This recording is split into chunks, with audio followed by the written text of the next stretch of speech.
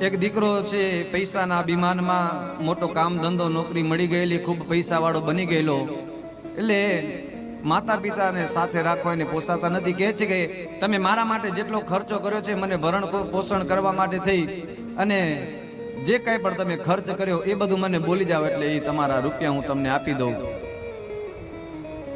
ત્યારે માં કહે છે દીકરા અમે પૈસાના ભૂખ્યા નથી, તું એમ કહેશ ને કે તારું ભરણ પોષણ કર્યું છે એટલા રૂપિયા દઈ દો. એક કામ કર, આ એક 1.5 કિલોનો પથ્થર છે ને એ તું તારા પેટ ઉપર પાટો બાંધી અને 9 મહિના સુધી બધી જગ્યાએ ફરજે, એટલે તને ખબર પડશે કે બાળકનો જન્મ કઈ રીતે થાય.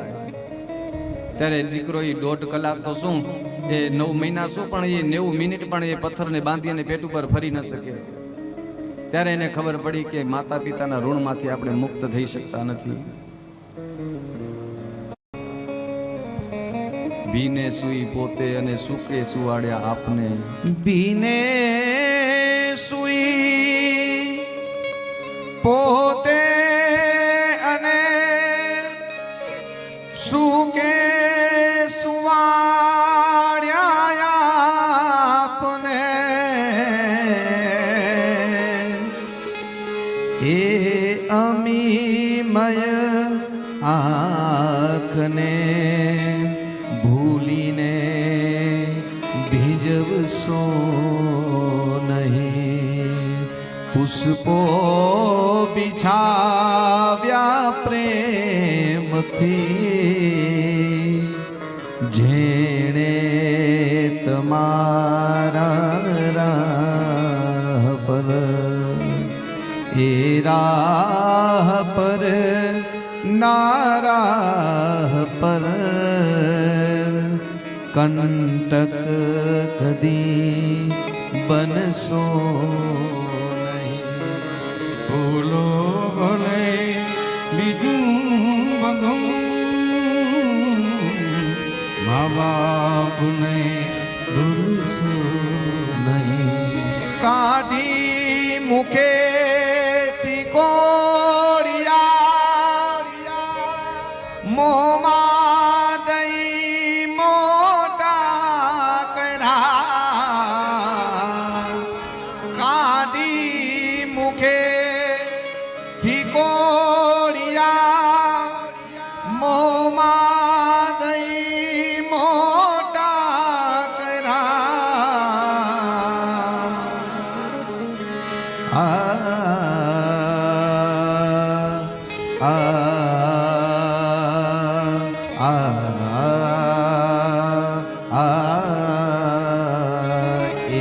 અમૃત તણા દેનાર સામે ક્યારે ઝેડ ઉગાડશો નહીં. મા બાપને આપણી પરવરિશ કરવા માટેથી એને કેટલા કષ્ટો સહન કર્યા છે. એક માને ખબર હોય અડધી રાતે એ બાળક છે પથારી ભીની કરે, બાળકને રડવાનો અવાજ આવે એટલે બાળકને એ બાળોતિયા બદલાવી અને સુકામાં સુવડાવે. એટલે એ બધું આપણે મોટા થઈ અને ભૂલી જઈએ અને મા બાપને સામા થઈએ. જે મા બાપ આપણને બાળપણમાં બોલતા શીખવાડે એ જ મા બાપને આપણે મોટા થઈ અને ચૂપ કરતા શીખવાડીએ છીએ. પિતાની ઉંમર મોટી થઈ ગઈ હોય, માની ઉંમર મોટી થઈ ગઈ હોય, અત્યારના જમાના પ્રમાણે શું હોય કંઈ એમને ખ્યાલ કદાચ ન રહેતો હોય, એટલે બાળકો કહે છે કે તમે બેઠા રહ્યો ને તમને શું ખબર પડે. એ બાળક જ્યારે નાનો હોય અને એનો બાપ એને ખંભામાં લઈને જતો હોય, ઝાડવા ઉપર સુંદર મજાનો કોઈ પક્ષી બેઠું હોય, પપ્પા એ શું છે, પપ્પા એ શું છે, 10 વખત પૂછે, એનો બાપ એને 10 વખત જવાબ આપે.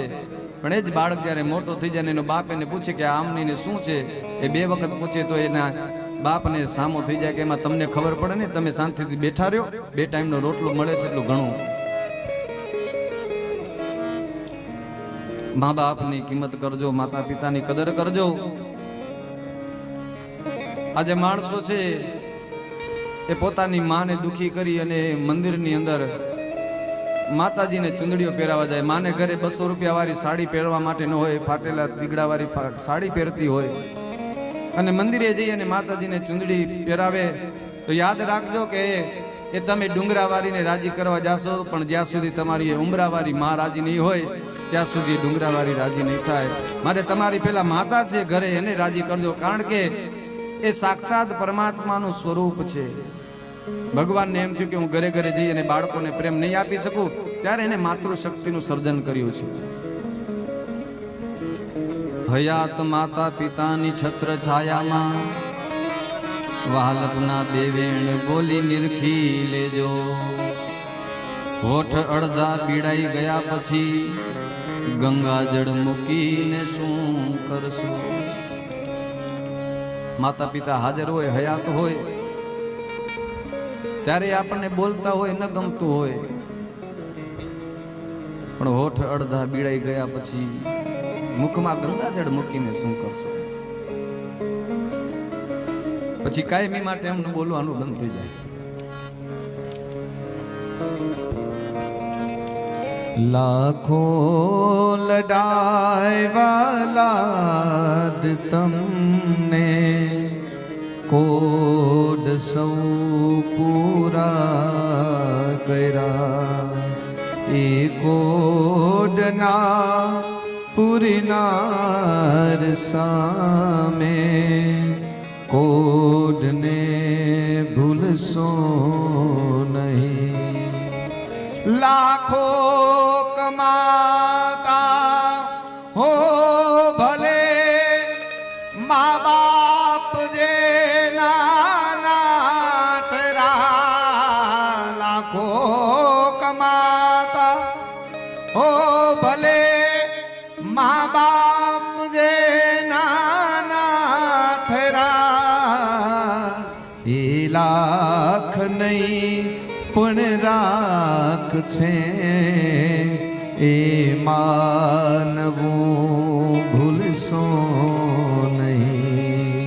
ભૂલો ભલે બીજું બધું મા બાપને ભૂલશો નહીં. ગમે એટલું કમાતા હોઈએ પણ જ્યાં સુધી માતા પિતા રાજી ન થાય, એમને કંઈક વસ્તુ જોતી હોય, એના માટે થઈને આપણી પાસે પૈસા ન હોય, રૂપિયા ન હોય, આપણા મોજ શોખ માટે આપણે વાપરતા હોઈએ, પણ માતા પિતાને આપણે કંઈ પૂરું ન પાડી શકીએ, તો આપણું કમાવેલું છે લાખ નહીં પણ રાખ છે માન